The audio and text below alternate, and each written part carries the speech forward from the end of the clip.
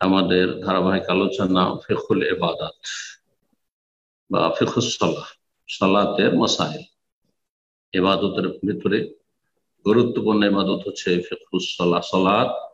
এই সালাত সম্পর্কে দ্বীনের জ্ঞান অর্জন করা। এর পর্ব নম্বর 8। বিষয়বস্তু আজকে ইকামতের বিবরণ, ইকামতের বর্ণনা, যেভাবে নবী সাল্লাল্লাহু আলাইহি সাল্লামের হাদিস গুলিতে এসেছে। বলছেন লেখক, সিফাতুল ইকামাতিল ওয়ারিদা ওয়াস সাবিতা ফিস সুন্নাহ, হাদিসে প্রমাণিত এবং বর্ণিত ইকামতের বিবরণ বা গুণাবলী বা পদ্ধতি। বলছেন as-সুন্নাতু আন তাকুনা ইকামাতু মুরাত্তাবাতান ওয়া মুতাওয়ালিয়াতান বিইহদা সিফাতিল আতিয়া। সুন্নাত হচ্ছে যে ইকামত হবে পর্যায়ক্রমে, যেভাবে নবী সাল্লাল্লাহু আলাইহি ওয়াসাল্লামের হাদিসে এসেছে, যে তরতিব সিরিয়াল যাতে করে বহাল থাকে, আর সেটা যেন পরস্পর হয়, বিনা বিরতিতে অবিরাম হয়, মুতাওয়ালিয়া, মাঝখানে থেমে যাবেন না, গ্যাপ দেবেন না, দিয়ে যাবেন একদিক থেকে। এবং ইকামতের 3টি পদ্ধতি রয়েছে, যে কোনো একটি পদ্ধতিতে হইতে পারে। বেহেদা সিফাতিল আতিয়া, নিম্নে যে আমরা আলোচনা করব 3টি পদ্ধতি, তার যে কোনো একটি পদ্ধতিতে হতে পারে। সিফাতুল উলা, প্রথম পদ্ধতি হচ্ছে এহদা আশারাতা জুমলাহ, 11টি বাক্য। ইকামতে 11টি বাক্য রয়েছে, আর এটি সবচেয়ে প্রসিদ্ধ ইকামত। বিলাল রাদিয়াল্লাহু তাআলা আনহুর আজানের সাথে তিনি যে ইকামত দিতেন, আর আজানের কথা আমরা গত পর্বে আলোচনা করেছি, তার ইকামত হচ্ছে 11টি বাক্য বিশিষ্ট। বলছেন ওয়াহিয়া ইকামত বিলাল রাদিয়াল্লাহু আনহু, তা হচ্ছে বিলাল রাদিয়াল্লাহু তাআলা আনহুর ইকামত মসজিদ নববীতে দীর্ঘ 10 বছর নবী সাল্লাল্লাহু আলাইহি ওয়াসাল্লামের জীবদ্দশায় নবী সাল্লাল্লাহু আলাইহি ওয়াসাল্লামের সামনে, আল্লাতী কানা ইউকিমু বিহা বাইনা ইয়াদাই নবী সাল্লাল্লাহু আলাইহি ওয়াসাল্লাম, যে ইকামত তিনি দিতেন নবী সাল্লাল্লাহু আলাইহি ওয়াসাল্লামের সামনে। আর তা হচ্ছে নিম্নরূপ: আল্লাহু আকবার, আল্লাহু আকবার 2 বার,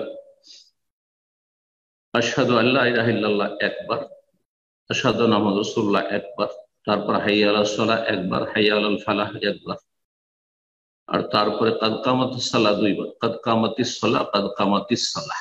শুদ্ধ হচ্ছে কাদ কামাতিস সালাহ, কিন্তু অনেক আরবরা পড়ে কাদ কামাতুস সালাহ, তাদের আঞ্চলিক ভাষা সেটি ভুল। আসলে পুরো বড় ধরনের ভুল না হইলেও যেটা প্রসিদ্ধ আরবি ভাষার উচ্চারণ তার খেলাফ। কারণ আরবি ভাষার কায়দা হচ্ছে যে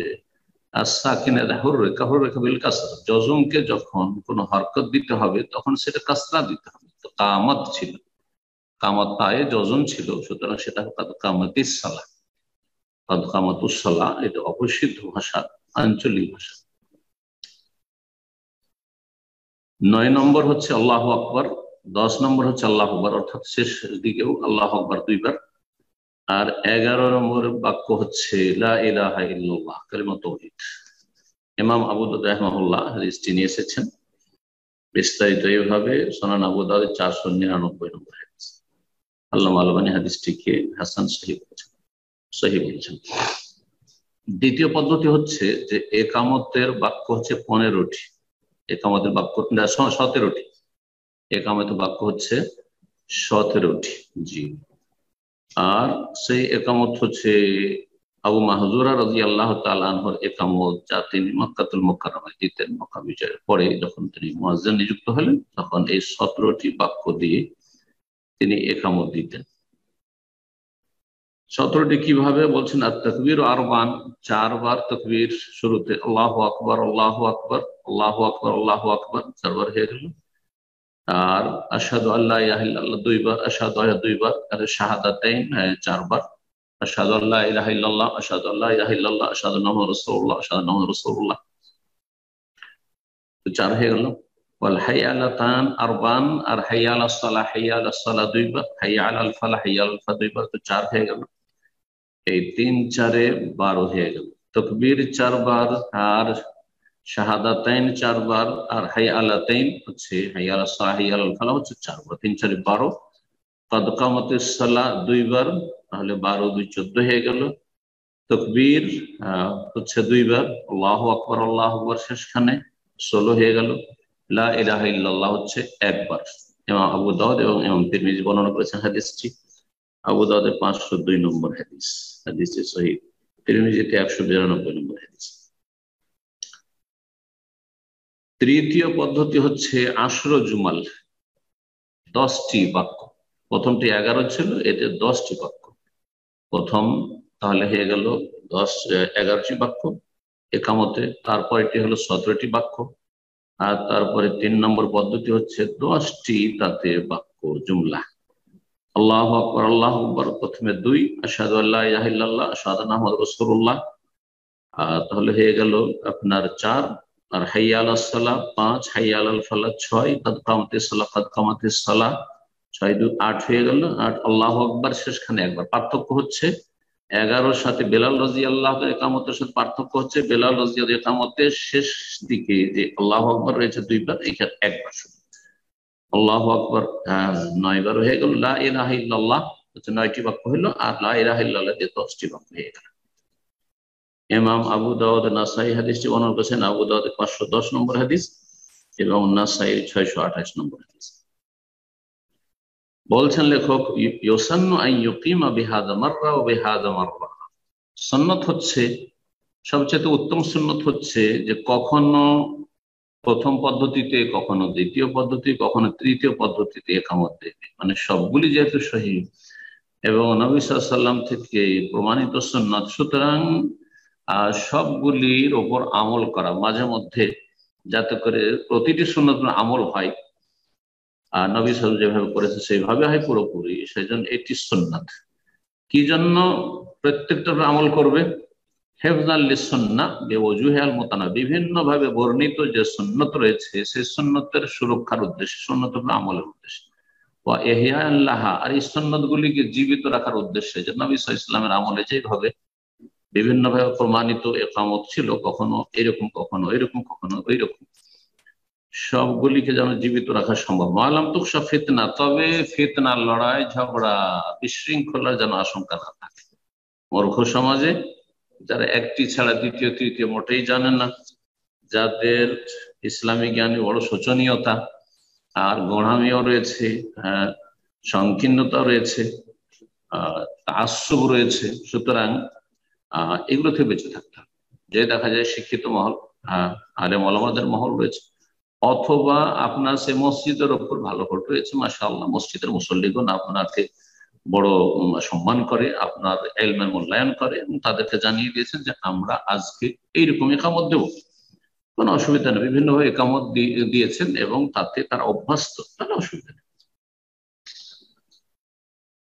তারপরে বলছেন যে আজান একামতের মাঝখানে দোয়া করা এবং নফল সালাত আদায় করা হচ্ছে মুস্তাহাব।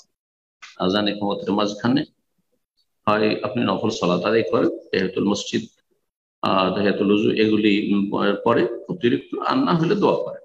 জি, আর জিকির আজকারও করা যেতে পারে, কেউ যদি দোয়া না করে জিকির আজকার করে এই সময়। তবে দোয়ার কথা বেশি হাদিসে রয়েছে প্রসিদ্ধ, যে আজান ইকামতের মাঝখানে দোয়ারও হয় না। তারপরে সালাত রয়েছে, বাইনা কুল্লি আযানাইনি সালাত, আজান ইকামতের মাঝখানে সালাত রয়েছে, সালাত রয়েছে, নবী সাল্লাল্লাহু আলাইহি ওয়াসাল্লাম বলেছেন। সুতরাং সালাত এবং দোয়া হাতে মশগুল থাকাই হচ্ছে বেশি মুস্তাহাব। কেউ যদি কোরআন কারীম তেলাওয়াত করে সেটাও ঠিক আছে, কিন্তু সবচেয়ে ভালো হচ্ছে এই সময় দোয়া করা বা এই সময় সালাত আদায় করা। আজানের জন্য মাইক ব্যবহার করা, বলছেন ইয়াজুজ ইস্তেমাল মুকাব্বিরুস সাউত, ইয়াজুজ ইস্তেমাল মুকাব্বিরিস সাউত, ইয়াজুজ ইস্তেমাল, জায়েজ ব্যবহার করা। কি ব্যবহার করা? মাইক ব্যবহার করা, জি, লাউড স্পিকার ব্যবহার করা। ফিল আজান ওয়াল ইকামা, আজানের ক্ষেত্রে, ইকামতের ক্ষেত্রে, সালাতের ক্ষেত্রে, খুতবার ক্ষেত্রে, যদি প্রয়োজন হয়, ইযা দাআতিল হাজাত, যদি প্রয়োজন হয় যে দূর দূরান্ত পর্যন্ত জনবস্তি ছড়িয়ে রয়েছে বা সবাই শুনতে পাবে না, যদি এমনিতে আজান দেওয়া হয়, সুতরাং আজানে মাইক ব্যবহার করা জরুরি নয়, জায়েজ। এটি হচ্ছে একটি মাধ্যম, সুতরাং এটিকে কেউ যদি বিদআত বলে তার জাহালাতে, বিদআত নয়, এই নয় যে মাইকে আজান দিলে বেশি সওয়াব হবে, মনে করছে সওয়াবের আশাই করছেন না। এই আওয়াজটি উঁচু হবে, উঁচু আওয়াজটাকে দূর পর্যন্ত পৌঁছে দেওয়ার মাধ্যম ওসিলা, সুতরাং এটা শরীয়তে বিরোধ নয়। আজানের ক্ষেত্রে, ইকামতের ক্ষেত্রে মাইক ব্যবহার করা যেতে পারে, সালাতের সময় সালাতের তেলাওয়াতে তাকবীরেও মাইক ব্যবহার করা যেতে পারে, খুতবাতে মাইক ব্যবহার করা যেতে পারে যদি প্রয়োজন হয়।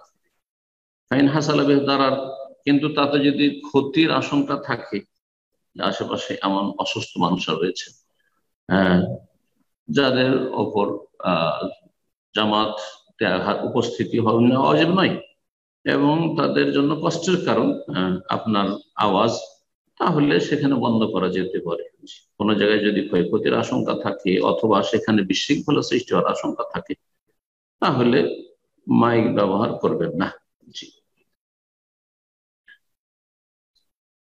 মাইক ব্যবহারটি তাহলে আসল নয়, আসল হচ্ছে যেমনি আজান দেবেন। কিন্তু যদি মাইক ব্যবহার করার পারমিশন থাকে, আল্লাহ এরকমটা সবসময় রাখেন, আর মাইক ব্যবহার করলে কোন রকমের সেখানে গোলযোগ ঘটবে না, কোন রকমের কারো ক্ষতি সাধন হবে না, কাউকে কষ্ট দেওয়া হবে না, তাহলে কোনো অসুবিধা নেই। তারপরে বলছেন যে মুয়াজ্জিন এবং মুকিম, আজান দেওয়ার জন্য একজনকে দায়িত্ব দেওয়া, যিনি আজানে ইকামত দেবেন একজন, আর ইমামতির দায়িত্ব একজন।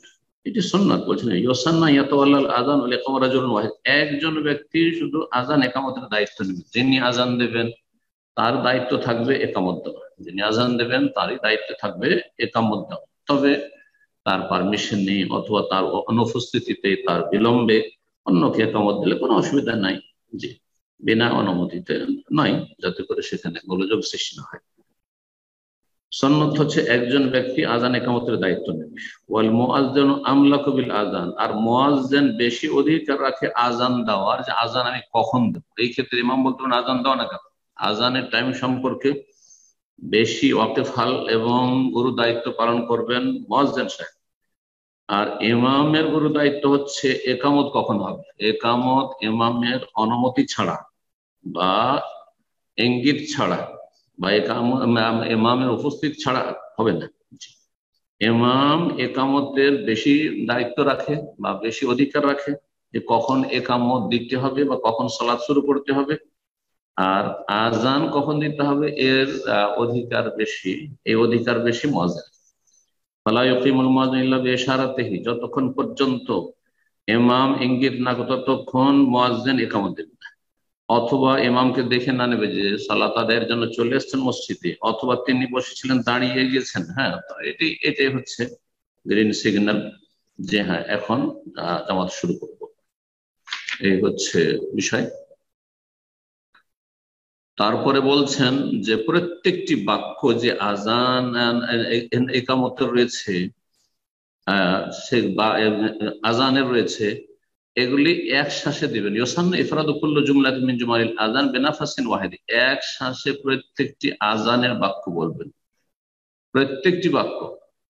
তো প্রত্যেকটি বাক্য থেকে অনেকে বুঝেছেন যে আল্লাহু আকবার যেহেতু একটি বাক্য, আল্লাহু আকবার, তাহলে আল্লাহু আকবার আল্লাহু আকবার একসাথে দেবেন না, এটা অনেকে বুঝেছেন, আমল করে থাকেন। কিন্তু এর চাইতে প্রসিদ্ধ মত হচ্ছে এবং শক্তিশালী মত হচ্ছে যে আল্লাহু আকবার আল্লাহু আকবার এই দুটোকে একটাই মনে করা হয়েছে। সুতরাং আল্লাহু আকবার আল্লাহু আকবার এক শ্বাসে দেবেন, আশহাদু আল্লা ইলাহা ইল্লাল্লাহ এক শ্বাসে। এইভাবে যারা শ্রোতা তারা জবাব দেবেন, আজানের জবাব দেবেন, আজানের জবাব যারা আজান শুনছেন তারা দেবেন। একামতের ক্ষেত্রে বলছেন আম্মাল একামতের জবাবের ক্ষেত্রে ফালাম ইয়াসবুত আনিন নবী সাল্লাল্লাহু আলাইহি ওয়াসাল্লাম যিকরুন মাশরুউন ইয়াকুলুহু মান সামাল ইকামা, একামত যারা শুনবেন তাদের জন্য বিশেষ কোন জিকির মানে একামতের জবাব দেওয়া নবী সাল্লাল্লাহু আলাইহি ওয়াসাল্লাম থেকে প্রমাণিত নয়, মানে সহিহ সূত্রে প্রমাণিত নয়, সহিহ সূত্রে প্রমাণিত নয়। মর্মে যে হাদিস রয়েছে সেগুলি দুর্বল অথবা আম হাদিস, অস্পষ্ট হাদিস। এই জন্য বিষয়টিতে ইখতিলাফ রয়েছে। গত সপ্তাহে সম্ভবত কেউ জিজ্ঞেস করেছিলেন, এক্ষেত্রে একটু বিস্তারিত বলেই দিই বিষয়টি। অধিকাংশ আইম্মাই কেরামদের নিকটে, অধিকাংশ মাযহাবের ইমামদের নিকটে, যেমন অধিকাংশ হানাফিদের সিংহভাগ, তারপরে হানাবেলা, শাফিঈ, এরা সকলে বলছেন যে যেমন আজানের একামত দেবেন তেমনি আজানের জবাব দেবেন, তেমনি একামতের জবাব দেবেন। আজানের যেমন একামত জবাব দেবেন তেমনি একামতের জবাব দেবেন। আর এই মতটি পছন্দ করেছেন শেখ বিন বাজ রাহিমাহুল্লাহ, এই মতটি শেখ আলবানী রাহিমাহুল্লাহ, এবং এটি হচ্ছে ফতুয়া সৌদি আরবের লাজনা দাইমা স্থায়ী কমিটি, যে ফতুয়া কমিটি রয়েছে তার। পক্ষান্তরে বড় একদল হানাফি মাযহাবের, তারা বলছে যে না, একামতের জবাব নেই, আজানের জবাব রয়েছে, একামতের জবাব নেই। এই মতটি পছন্দ করেছেন শেখ ইবনে উসাইমিন রাহিমাহুল্লাহ। শেখ ইবনে উসাইমিন সৌদি আরবের বড় একজন আলেম, বরং বিশ্বের তিনজন যে বিংশ শতাব্দীর বড় আলেম, তাদের দুইজন এক দিয়ে গেছেন। সেটা হচ্ছে যেমন আজানের জবাব দিলেন, তেমন একামতের জবাব দিলেন, শেখ বিন বাজ এবং আলবানী রাহিমাহুল্লাহ। আর ইবনে উসাইমিন রাহিমাহুল্লাহ তিনি বলছেন না, আজানের জবাব রয়েছে কিন্তু একামতের জবাব নেই। তিনি বলছেন যে একামতের জবাব সম্পর্কে যে হাদিস রয়েছে জয়ীফ, সুতরাং সেটা দলিল হিসেবে গ্রহণযোগ্য নয়। আর আজানের উপর একামতকে কিয়াস করা ঠিক নয়। এই মতটি অনেকেই প্রাধান্য দিয়েছেন। লেখক সেই দিকটাই যেন পছন্দ করছেন, বলছেন যে এই জন্য একামতের জবাবের ক্ষেত্রে নবী সাল্লাল্লাহু আলাইহি ওয়াসাল্লাম থেকে কোনো কিছু প্রমাণিত না, মানে সহিহ সূত্রে প্রমাণিত নয়। তারপরে বলছেন যে যদি প্রচন্ড ঠান্ডা থাকে অথবা মেঘলা রাত থাকে, জি, বৃষ্টি হচ্ছে, প্রচন্ড বৃষ্টি হচ্ছে, খুব বেশি ঠান্ডা রয়েছে, ঠান্ডার দেশে যেমন কঠিন বাইরে বের হওয়া ঠান্ডার সময় বা ঠান্ডার মৌসুমে, এইরকমই যেসব দেশে বৃষ্টি খুব বেশি হয়, অথবা এমন বৃষ্টি যাতে মানুষ ভিজে যাবে মসজিদে যেতে, এইরকম যদি হয়, তো মুয়াজ্জিনের জন্য সুন্নত হচ্ছে হাইয়া আলাস সালাহ হাইয়া আলাল ফালার পরে বলবে, অথবা আজান শেষ করার পরে বলবে এই বাক্যগুলি, আলা সাল্লু ফির রিহাল। তাহলে দুটো মত এখানে উল্লেখ করেছেন, হাইয়া আলাল ফালা, হাইয়া আলাস সালাহ হাইয়া আলাল ফালাহ বলার পরে, অথবা পুরো আজান শেষ করে, যেহেতু আজান জিকির, পুরো জিকির শেষ করার পরে, লা ইলাহা ইল্লাল্লাহ শেষ করার পরে বলে আলা সাল্লু ফির রিহাল, তোমরা বাড়িতে সালাত আদায় করে নাও।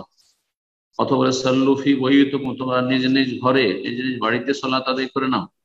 অথবা বলবেন ওমান কাদা ফালা হারাজ, কেউ যদি বাড়িতে থেকে যায় কোনো অসুবিধা নেই, তবে যারা মসজিদে চলে আসছেন তারা জামাত করবে। যারা মসজিদে চলে এসছেন, ইমাম চলে এসছেন অথবা মুয়াজ্জিন চলে এসছেন, দু চারজন আরো চলে এসছেন, তারা জামাত করবে। এইরকম ক্ষেত্রে ছাড় রয়েছে। সেই জন্য এই বাক্যগুলির কোন একটি বলে দেবেন প্রচন্ড ঠান্ডার সময়, শীতের সময়, অথবা বৃষ্টির সময়, যে বৃষ্টিতে ভিজে যাওয়ার সময় হচ্ছে, একেবারে হালকা বৃষ্টিতে নয়। জি। তৃতীয় মত রয়েছে এই ক্ষেত্রে, যে কখন বলবেন এই বাক্যগুলি, এই ক্ষেত্রে বলছেন যে হাইয়া আলাস সালাহ হাইয়া আলাল ফালাহ বলার তো কোনো যুক্তি নেই। সালাতের জন্য এসো, সালাতে ফালাহর জন্য এসো বলছেন, আর তারপরে বলছেন সাল্লু ফির রিহাল, দুটো তো বিরোধ হয়ে যাচ্ছে, পরস্পর বিরোধী বাক্য হয়ে যাচ্ছে। এই জন্য তারা বলছেন সেখানে হাইয়া আলাস সালাহ হাইয়া আলাল ফালাহ না বলে বলবেন আলা সাল্লু ফির রিহাল, ওই জায়গায় বলবেন সাল্লু ফি বুয়ুতিকুম আলা সাল্লু ফির রিহাল, সাল্লু ফি রিহালিকুম। জি। সফরে আজান এবং একামত, সফরে আজান একামত, এই ক্ষেত্রে সুন্নাত মুস্তাহাব হচ্ছে যে সফরে আজান দেবেন।